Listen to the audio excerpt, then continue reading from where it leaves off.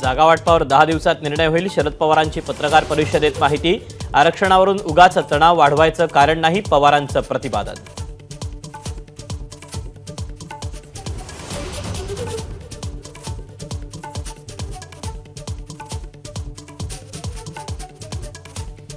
विदर्भात काँग्रेसची ताकद अधिक, 50 पर्यंत जागा लढवल्यास मवियाला अधिक फायदा होईल, विजय वडेट्टीवारांचा सूर।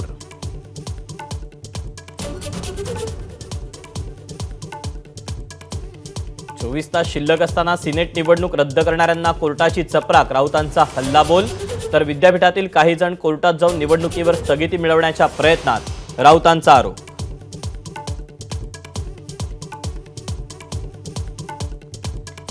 इंदिरा गांधींचा आदर्श घेऊन सरकारनं निवडणुका घ्यायला हव्यात, खासदार संजय राऊतांचं आव्हान। तर महाराष्ट्राच्या निवडणुकाही हरियाणा काश्मीर सोबत घ्यायला हव्या होत्या, राऊतांचं मत।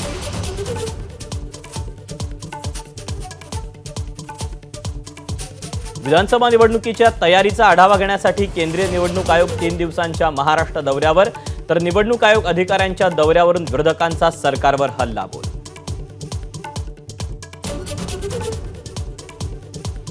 जरांगेंच्या समर्थनासाठी मराठवाड्यात जालना आणि परभणीत कडकडीत बंद। तर पुण्यामध्ये मात्र बंदचा परिणाम नाही। पुण्यातून मराठा मोर्चाची स्मरण यात्रा मुंबईत, मंत्री शंभूराज देसाईंची आंदोलकांसोबत चर्चा। तर आज आंदोलकांचं शिष्टमंडळ मुख्यमंत्र्यांची भेट घेणार असल्याची माहिती।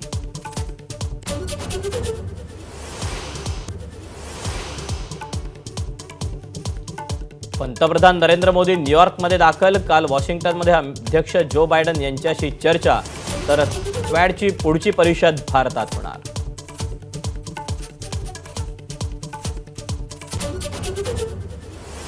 बंगळुरूत श्रद्धा वालकर हत्या प्रकरणाची पुनरावृत्ती, तरुणीची हत्या करून मृतदेहाचे 30 तुकडे फ्रीजमध्ये ठेवले, परिचित व्यक्तीनंच हत्या केल्याचा संशय।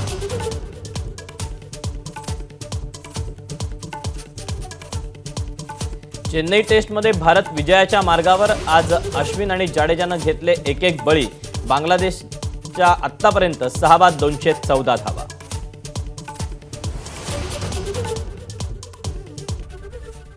एबीपी माझा, उघडा डोळे बघा नीट।